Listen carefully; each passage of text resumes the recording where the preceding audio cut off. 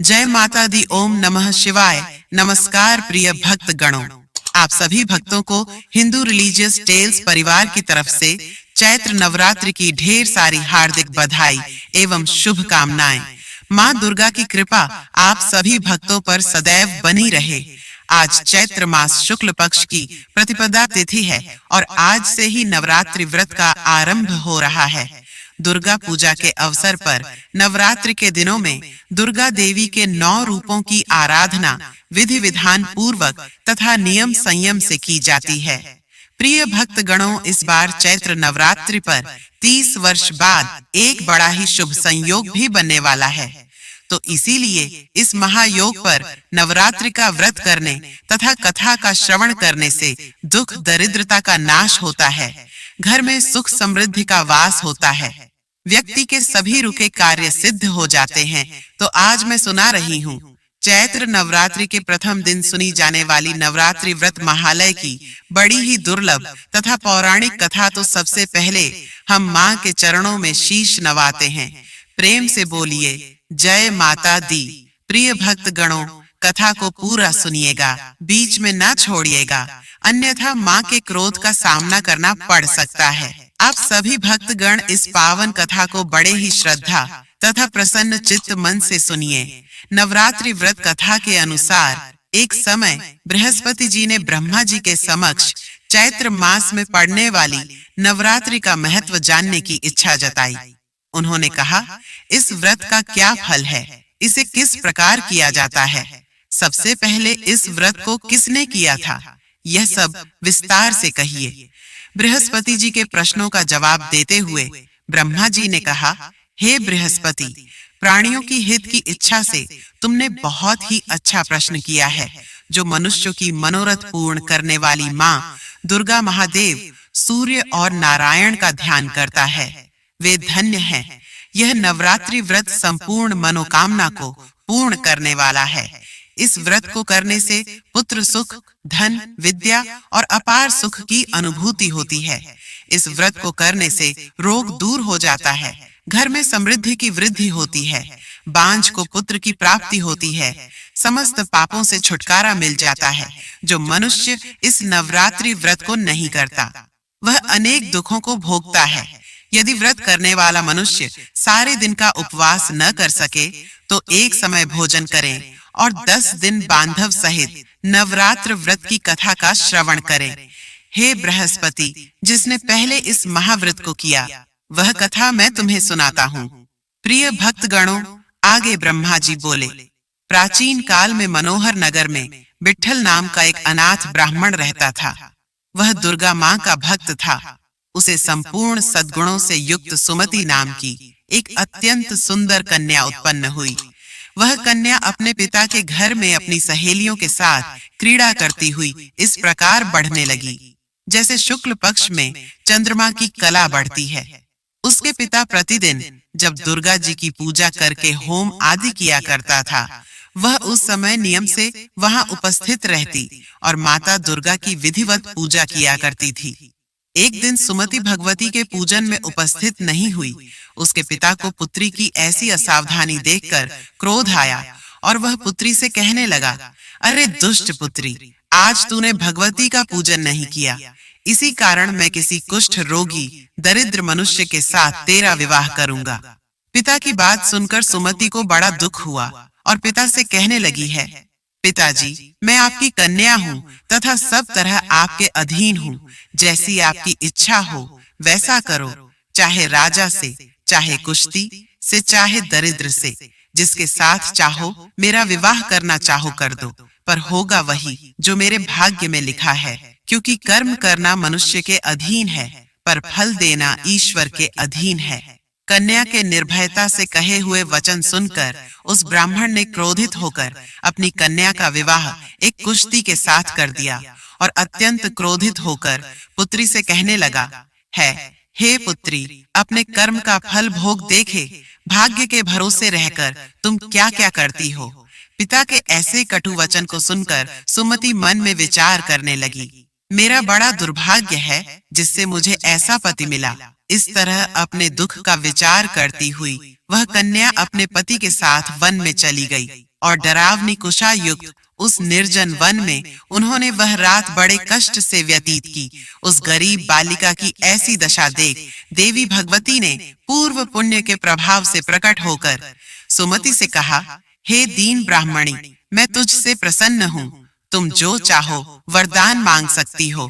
भगवती दुर्गा का यह वचन सुनकर ब्राह्मणी ने कहा, आप कौन हैं? सारी बातें मुझसे कहिए। ब्राह्मणी का ऐसा वचन सुनकर देवी ने कहा कि मैं आदिशक्ति भगवती हूँ। ब्रह्म विद्या व सरस्वती प्रसन्न होने पर मैं प्राणियों का दुख दूर कर उनको सुख प्रदान करती हूँ। हे ब्राह्मणी, मैं तुझ पर तेरे पूर्व जन्म के पुण्य के प्रभाव से प्रसन्न हूँ। हे ब्राह्मण कन्या, मैं तुम्हारे पूर्व जन्म का वृतांत सुनाती हूँ। तुम सुनो तो पूर्व जन्म में निषाद की स्त्री थी और अति पतिव्रता थी। एक दिन तेरे पति निषाद ने चोरी की। चोरी करने के कारण तुम दोनों को सिपाहियों ने पकड़ लिया और जेल खाने में कैद कर दिया। उन लोगों ने तुमको और तेरे पति को भोजन नहीं दिया। इस प्रकार नवरात्रि के दिनों में तुमने ना तो कुछ खाया और ना ही जल पिया। 9 दिन तक नवरात्रि का व्रत हो गया। हे ब्राह्मणी, उन दिनों में जो व्रत हुआ, इस व्रत के प्रभाव से प्रसन्न होकर मैं तुझे मनवांछित वर देती हूँ। तुम्हारी जो इच्छा हो तो मांग लो। इस प्रकार दुर्गा के वचन सुनकर ब्राह्मणी बोली, अगर आप मुझ पर प्रसन्न हैं तो हे दुर्गे, मैं आपको प्रणाम करती हूँ। कृपा करके मेरे पति का रोग दूर करें। देवी ने कहा, उन दिनों तुमने जो व्रत किया था, उस व्रत का एक दिन का पुण्य पति का रोग दूर करने के लिए अर्पित करो। उस पुण्य के प्रभाव से तेरा पति ठीक हो जाएगा। इस प्रकार देवी के वचन सुनकर ब्राह्मणी प्रसन्न हुई और पति को निरूपित करने की इच्छा से जब उसने तथास्तु ठीक है ऐसा वचन कहा, तब उसके पति का शरीर भगवती दुर्गा की कृपा से कुष्ठ रोग से रहित हो गया। वह ब्राह्मणी पति को देख देवी की स्तुति करने लगी। हे दुर्गे, आप दुर्गति को दूर करने वाली तीनों लोगों का संताप हरने वाली, समस्त दुखों को दूर करने वाली रोगी, मनुष्य को निरोग करने वाली, प्रसन्न होकर मनोवांछित वर देने वाली, दुष्टों का नाश करने वाली जगत की माता, हे अम्बे, मुझे नहीं पर आज अबला को मेरे पिता ने कुश्ती मनुष्य के साथ विवाह कर घर से निकाल दिया। पिता से तिरस्कृत निर्जन वन में विचरण कर रही हूँ। आपने मेरा इस विपदा से उद्धार किया है। हे देवी, आपको प्रणाम करती हूँ। मेरी कोई भी गलती हो उसके लिए क्षमा करो। उस ब्राह्मणी की ऐसी स्तुति सुनकर देवी बहुत प्रसन्न हुई और ब्राह्मणी से कहा, हे ब्राह्मणी, तेरे उदालय नामक अति बुद्धिमान धनवान कीर्तिवान पुत्र उत्पन्न होगा। ऐसा वर देकर देवी ने ब्राह्मणी से फिर कहा कि और जो कुछ तेरी इच्छा है वह मांग ले। सुमति ने कहा, हे भगवती दुर्गे, अगर आप मुझ पर प्रसन्न हैं तो कृपया मुझे नवरात्र व्रत की विधि का विस्तार से वर्णन करें। ब्राह्मणी के वचन सुनकर मां दुर्गा ने कहा, हे ब्राह्मणी, मैं तुम्हें संपूर्ण पापों को दूर करने वाली नवरात्र व्रत की विधि बतलाता हूँ। चैत्र माह के शुक्ल पक्ष की प्रतिपदा से लेकर 9 दिन तक व्रत करें।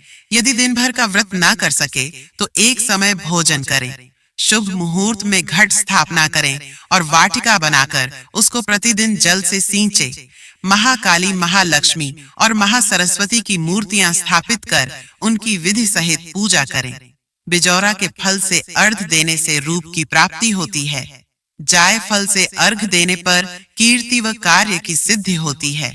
आंवले से सुख की प्राप्ति और केले से अर्घ देने से आभूषणों की प्राप्ति होती है।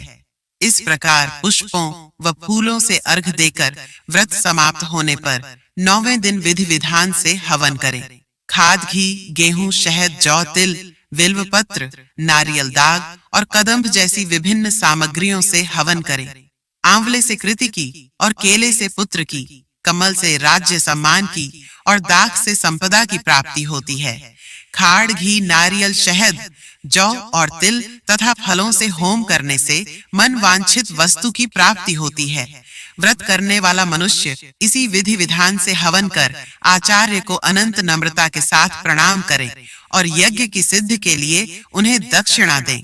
इस प्रकार बताई गई विधि के अनुसार जो मनुष्य व्रत करता है उसके सभी मनोरथ सिद्ध होते हैं, इसमें तनिक भी संदेह नहीं है। इन 9 दिनों में जो कुछ दान दिया जाता है उसका करोड़ों गुना फल मिलता है।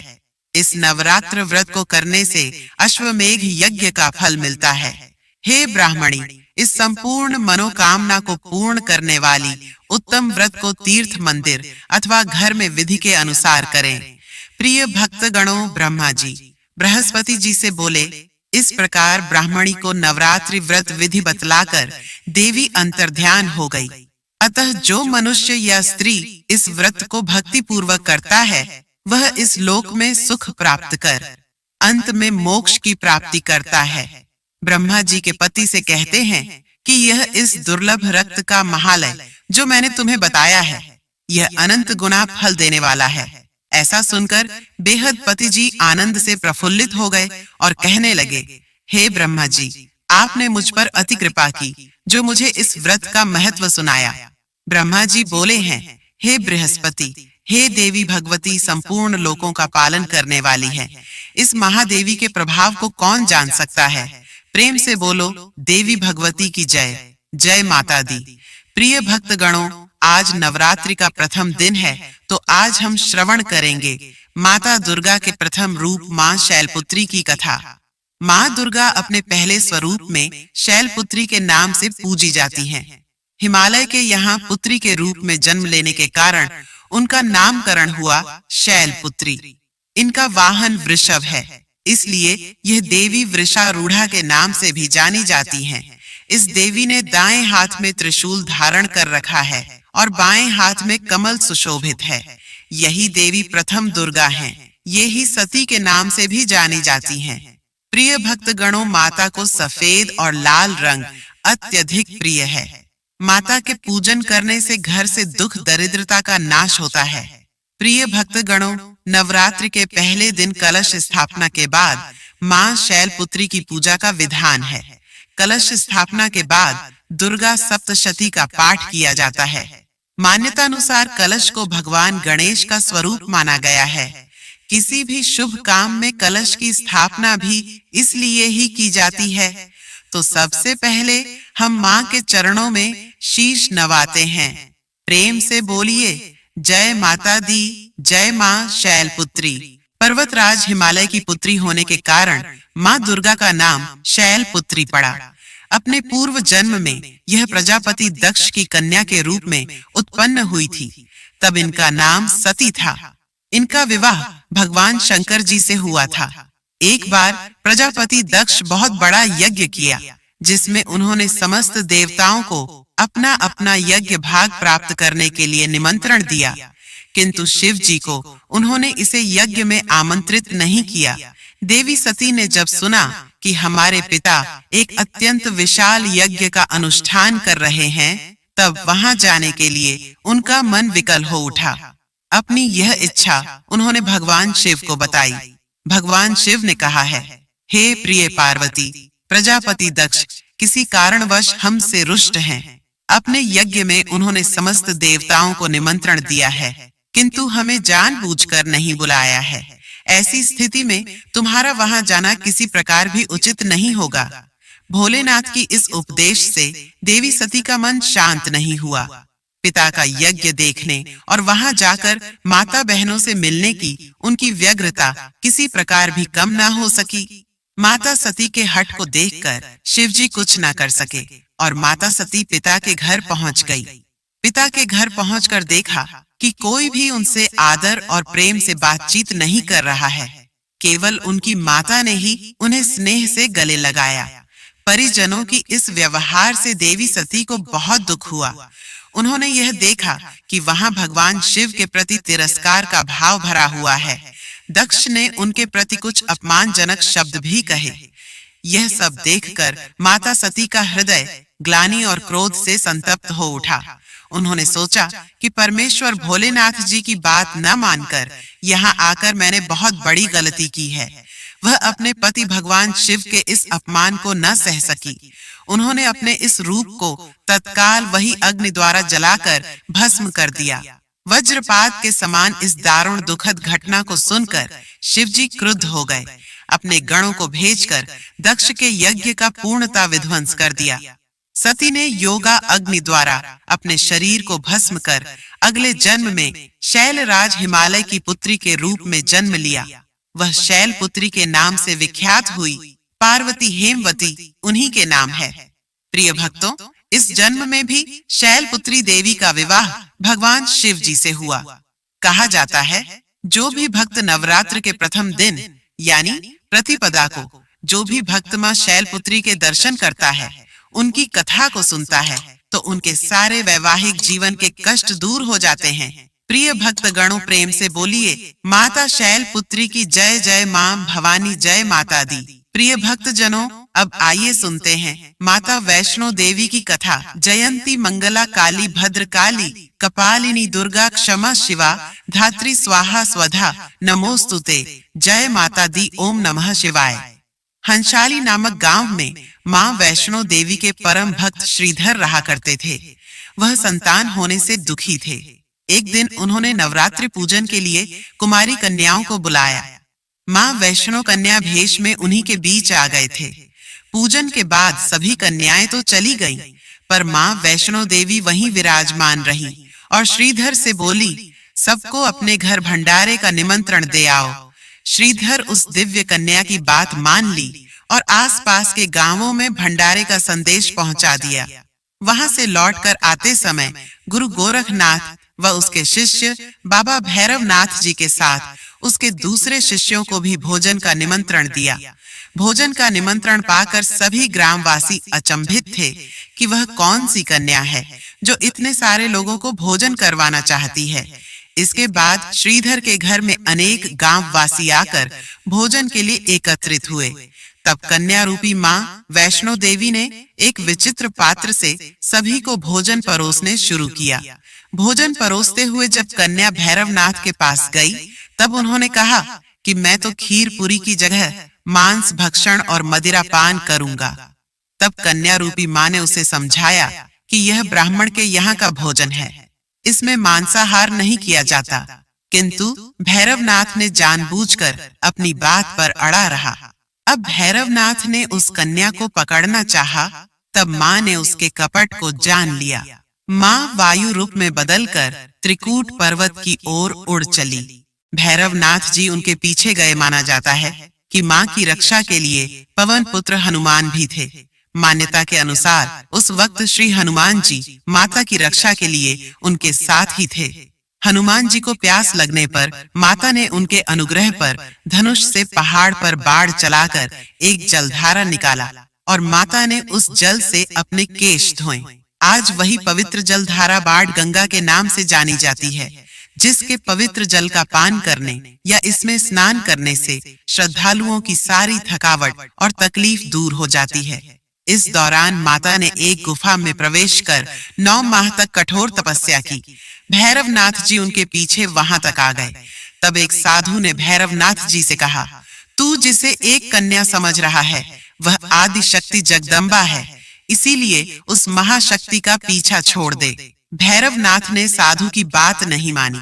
तब माता गुफा की दूसरी ओर से मार्ग बनाकर निकल गई। यह गुफा आज भी अर्धकुमारी या आदि कुमारी या गर्भगृह के नाम से प्रसिद्ध है। अर्धकुमारी के पहले माता के चरण पादुका भी है। यह वह स्थान है जहां माता ने भागते भागते मुड़कर भैरवनाथ को देखा था। गुफा से बाहर निकलकर कन्या ने देवी का रूप धारण किया। माता ने भैरवनाथ को चेताया और वापस जाने को कहा, फिर भी वह नहीं माना। और क्या था, माता गुफा के भीतर चली गई। तब माता की रक्षा के लिए हनुमान जी ने गुफा के बाहर भैरवनाथ से युद्ध किया। भैरवनाथ ने भी हार नहीं मानी। जब वीर हनुमान निठाल होने लगे, तब माता वैष्णो ने काली का रूप लेकर भैरवनाथ का संहार किया। भैरवनाथ का सिर कटकर भवन के 8 मील दूर त्रिकूट पर्वत की भैरवी घाटी में गिरा। उस स्थान को भैरवनाथ के मंदिर के नाम से जाना जाता है। जिस स्थान पर मां वैष्णो देवी ने हठी भैरवनाथ का वध किया, वह स्थान पवित्र गुफा अथवा भवन के नाम से प्रसिद्ध है। इस स्थान पर मां काली दाएं जय मां सरस्वती मध्य और मां लक्ष्मीबाई पिंडी के रूप में गुफा में विराजमान हैं। इन दोनों के सम्मिलित रूप को ही मां वैष्णो देवी का रूप कहा जाता है। कहा जाता है कि अपने वध के बाद भैरवनाथ को अपनी भूल का पश्चाताप हुआ और उसने मां से क्षमादान की भीख मांगी। माता वैष्णो देवी जानती थी कि उस पर हमला करने के पीछे भैरवनाथ जी की प्रमुख मंशा मोक्ष प्राप्त करने की थी। उन्होंने न केवल भैरवनाथ जी को पूर्व जन्म के चक्र से मुक्ति दिलाई, बल्कि उसे वरदान देते हुए कहा कि मेरे दर्शन तब तक पूरे नहीं माने जाएंगे जब तक कोई भक्त मेरे बाद तुम्हारे दर्शन नहीं करेगा। उसी मान्यता के अनुसार आज भी भक्त माता वैष्णो देवी के दर्शन करने के बाद 8 किलोमीटर की खड़ी चढ़ाई चढ़कर भैरवनाथ जी के दर्शन को जाते हैं। इसी बीच वैष्णो देवी ने 3 पिंडी सिर सहित एक चट्टान का आकार ग्रहण किया और सदा के लिए अंतर्मग्न हो गई। इसी बीच माता वैष्णो देवी ने पंडित श्रीधर को सपने में सब कुछ बताया। वे त्रिकुटा पर्वत की ओर उसी रास्ते आगे बढ़े जो उन्होंने सपने में देखा था। अंततः वे गुफा के द्वार पर पहुंचे। उन्होंने कई विधियों से पिंडियों की पूजा की और दिनचर्या बना ली। देवी की पूजा से मां वैष्णो देवी प्रसन्न हुई। वह उनके सामने प्रकट हुई और उन्हें आशीर्वाद दिया। तब से श्रीधर और उनके वंशज माता वैष्णो देवी की पूजा करते आ रहे हैं और माता वैष्णो देवी अपने भक्तों का कल्याण निरंतर करती आ रही है। हिंदू पौराणिक मान्यताओं में जगत में धर्म की हानि होने और अधर्म की शक्तियों के बढ़ने पर आदिशक्ति के सत, रज और दंभ 3 रूप महासरस्वती, महालक्ष्मी और महादुर्गा ने अपनी सामूहिक बल से धर्म की रक्षा के लिए एक कन्या प्रकट की। यह कन्या त्रेता युग में भारत के दक्षिणी समुद्र तट रामेश्वरम में पंडित रत्नाकर की पुत्री के रूप में अवतरित हुई। कई साल से संतानहीन रत्नाकर ने बच्ची को त्रिकुटा नाम दिया, परंतु भगवान विष्णु के अंश रूप में प्रकट होने के कारण वैष्णवी नाम से विख्यात हुई। लगभग 9 वर्ष की होने पर उस कन्या को जब यह मालूम हुआ कि भगवान विष्णु ने इस भूलोक में भगवान श्री राम के रूप में अवतार लिया है, तब वह भगवान श्री राम को पति मानकर उनको पाने के लिए कठोर तप करने लगी। जब श्री रामचंद्र जी सीता हरण के बाद सीता की खोज करते हुए रामेश्वर पहुँचे, तब समुद्र तट पर ध्यान मग्न कन्या को देखा। उस कन्या ने भगवान श्री रामचंद्र जी से पत्नी के रूप में स्वीकार करने को कहा। भगवान श्री रामचंद्र जी ने उस कन्या से कहा, उन्होंने इस जन्म में सीता से विवाह कर एक पत्नी व्रत का प्रण लिया है, किंतु कल युग में मैं कल की अवतार लूंगा और तुम्हें अपनी पत्नी के रूप में स्वीकार कर लूंगा। उस समय तुम हिमालय स्थित त्रिकूट पर्वत की श्रेणी में जाकर तप करो और भक्तों के कष्ट और दुखों का नाश कर जगत कल्याण करती रहो। प्रिय भक्त गणों, जब श्री रामचंद्र जी ने रावण के विरुद्ध विजय प्राप्त किया, तब मां ने नवरात्र मनाने का निर्णय किया। इसीलिए उक्त संदर्भ में लोग नवरात्र के 9 दिनों की अवधि में रामायण का पाठ करते हैं। श्री रामचंद्र जी ने वचन दिया था कि समस्त संसार द्वारा मां वैष्णो की स्तुति की जाएगी। त्रिकुटा वैष्णो देवी के रूप में प्रसिद्ध होगी और सदा के लिए अमर हो जाएगी। प्रेम से बोलिए, जय माता वैष्णो देवी। ओम नमः शिवाय। जय शिव शंभु। जय श्री राम। प्रिय भक्तगणों, उम्मीद करती हूँ आज की यह कथा आपको अत्यंत पसंद आई होगी। अगर आपको यह कथा पसंद आई है तो आप हमारे वीडियो को लाइक, शेयर, सब्सक्राइब करिए और हाँ, कमेंट में जय माता दी अवश्य लिखिए।